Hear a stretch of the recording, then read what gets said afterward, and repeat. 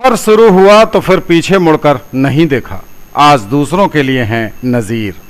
जी हां, success story में आज हम बात कर रहे हैं दरभंगा के जाने माने फाइनेंशियल कंसल्टेंट आशुतोष द्विवेदी की। श्री द्विवेदी ने अपनी काबिलियत और मेहनत के बल पर केवल दरभंगा ही नहीं बल्कि पूरे देश में मिथिलांचल का नाम ऊंचा किया है। आशुतोष पिछले महीने गोवा में इंटरनेशनल ग्लोरी अवार्ड से सम्मानित हुए हैं, तो अभी हाल ही में उन्हें बिहार गौरव सम्मान से नवाजा गया है। गोवा में उन्हें इंटरनेशनल ग्लोरी अवार्ड से अभिनेता सोनू सूद ने सम्मानित किया। वहीं पटना में उन्हें बिहार गौरव सम्मान उप मुख्यमंत्री तारकिशोर प्रसाद के हाथों मिला। लगातार विपरीत परिस्थितियों से लड़कर एक अलग मुकाम हासिल करने वाले आशुतोष मानते हैं कि समस्याएं और मुसीबत तो आपको मजबूत करने के लिए ही आपके जीवन में आती हैं।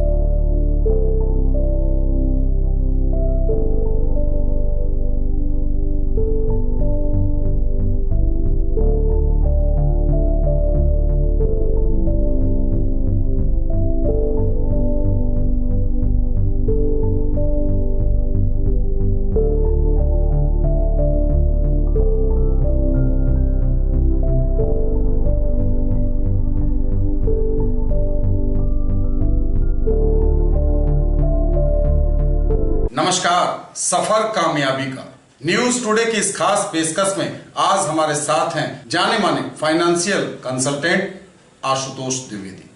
आशुतोष किसी परिचय के मोहताज नहीं है। इंडियन ग्लोरी अवार्ड हो या फिर बिहार गौरव सम्मान, सफर एक बार शुरू किया तो पीछे मुड़कर नहीं देखा। कहते हैं आशुतोष, मुसीबत तो आती है इंसान को निखारने के लिए, उनमें नई ऊर्जा और ताकत भरने के लिए।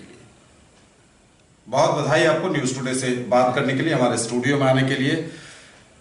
आपका जन्म कहाँ हुआ और आपने प्रारंभिक शिक्षा कहाँ से ली? मेरा जन्म मिथिला के पवित्र भूमि दरभंगा में मां श्यामा की नगरी में हुआ और मेरी प्रारंभिक शिक्षा मिडिल स्कूल की पढ़ाई पीताम्बरी बंगला मिडिल स्कूल से इंटर स्तरीय राज हाई स्कूल से हुई। कॉलेज की शिक्षा दीक्षा? कॉलेज की शिक्षा दीक्षा आरबी जालान कॉलेज दरभंगा से हुई। उसके बाद मैं अपने प्रोफेशनल कोर्स सीए के लिए कलकत्ता गया। वहाँ कुछ दिन रहने के बाद तबीयत खराब हमारा हो गया। उसके बाद फिर हम दरभंगा ट्रांसफ़र करके आ गए। वहाँ सीए अशोक प्रसाद जी के अंडर में आर्टिकलशिप कंप्लीट किए। उसके बाद विभिन्न सारे प्रोफेशनल कोर्स जैसे कि certificate course in tax management, certificate course in project management, risk sector in financial management, business analysis certification, machine learning और एक्सपोर्ट इंपोर्ट सर्टिफिकेशन, ये सारे कोर्स किए।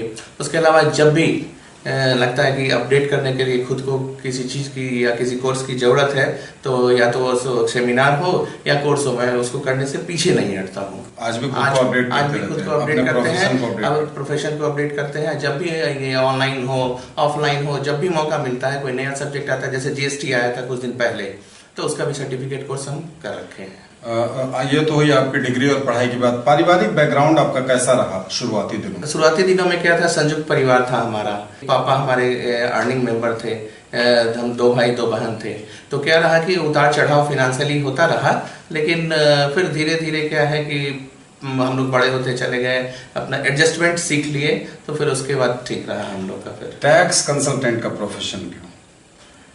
टैक्स कंसल्टेंट ऐसा हुआ कि जब बचपन से कभी इलाज के लिए डॉक्टर के पास गए, कभी इंजीनियर के पास किसी काम के लिए घर बनाने के लिए गए, तो जिसके पास से सुनते थे वो सोचता कि भाई वो इनकम टैक्स करना है, वो टैक्स करना है, ये टैक्स करना है, जो किसान हैं, जो गाड़ी लेने वाले हैं, घर बनाने वाले हैं। तो लगा कि भाई ये जो है सब जितने भी लोग हैं सबों का डिमांड इसकी ओर है और इसका संख्या कम है। उस समय में दरभंगा में, जिस समय में 2000 वगैरह में बहुत कम था।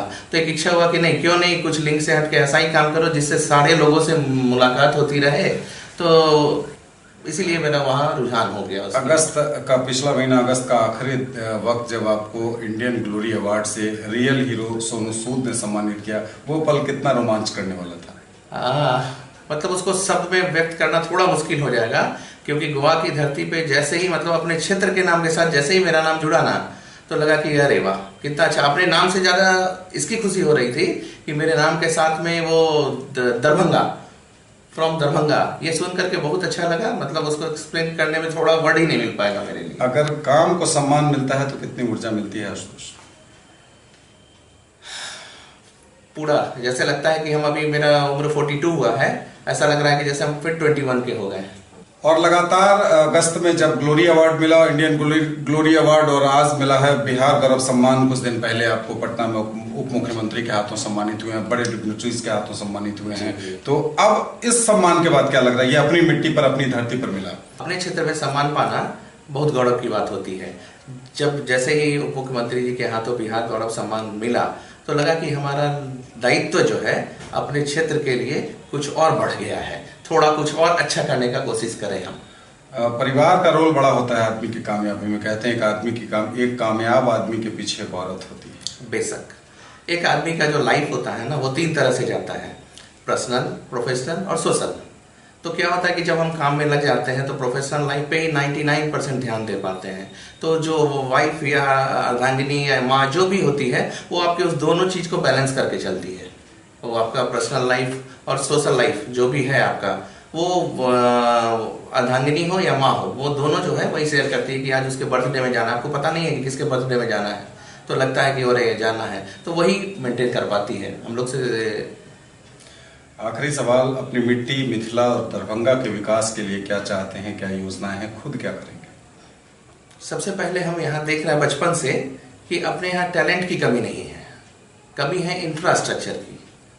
कि हमारे यहाँ टैलेंट बहुत अच्छा है, लोग पढ़ते हैं, डॉक्टर बनते हैं, इंजीनियर बनते हैं, लेकिन वो तैयारी करने के लिए जाते हैं कोटा, फिर आकर के दरभंगा मेडिकल कॉलेज में उसी पढ़ाई को करते हैं। तो बीच का जो इंफ्रास्ट्रक्चर है, मतलब लोगों का जो पढ़ाई का, जैसे पढ़ाई का हब है हमारा दरभंगा, लेकिन वो जो सीढ़ी है, जो गैप है कि वो ट्यूशन करने, कोचिंग करने दिल्ली जाते हैं, चाहे वो सीए हो या इंजीनियरिंग हो, डॉक्टर हो, किसी भी लाइन का पढ़ाई करने वो जाते हैं। तो हमारा सबसे पहला रहेगा कि हमारे यहाँ वो इंफ्रास्ट्रक्चर आ जाए जो पढ़ाई लिखाई के बीच जो गैप है। डॉक्टरी की पढ़ाई होती है, दरभंगा एकेडमिक हब है, लेकिन बीच का जो गैप है वो सबसे पहले दूर होना चाहिए, चाहे वो किसी भी पढ़ाई से जुड़ा हुआ हो जाए, है ना। उसके बाद हमारे यहाँ लेबर है अच्छे, लेकिन वो काम करने के लिए जाते हैं दिल्ली, पंजाब, ठीक है। तो यहाँ अगर हमारा फैक्ट्री होगा, इंफ्रास्ट्रक्चर खुलेगा, तो हमारे लिए फिर वो सौभाग्य की बात होगी। और जहां तक होगा इसमें फिनेंशियल कंसल्टेंसी के देते हुए, जो भी भारत सरकार, बिहार सरकार के जितना भी स्कीम इसमें आएगा, उसमें लोगों को ट्रेनिंग देते हुए वो जितना आगे बढ़ाने का होगा हम अपने क्षेत्र के लिए करेंगे। कामयाबी का सफर, या कहें सफर कामयाबी का, आज की कड़ी में इतना ही। हम चाहेंगे आशुतोष नित नई ऊंचाइयों को छुएं, कामयाबी लगातार इनके कदम चूम रही है। न्यूज टुडे दरभंगा परिवार शुभकामनाएं करता है। आशुतोष, आप हमारे स्टूडियो में आए, हमारे साथ वक्त शेयर किया, अपनी बातें शेयर की, आपका बहुत बहुत आभार। Thank you.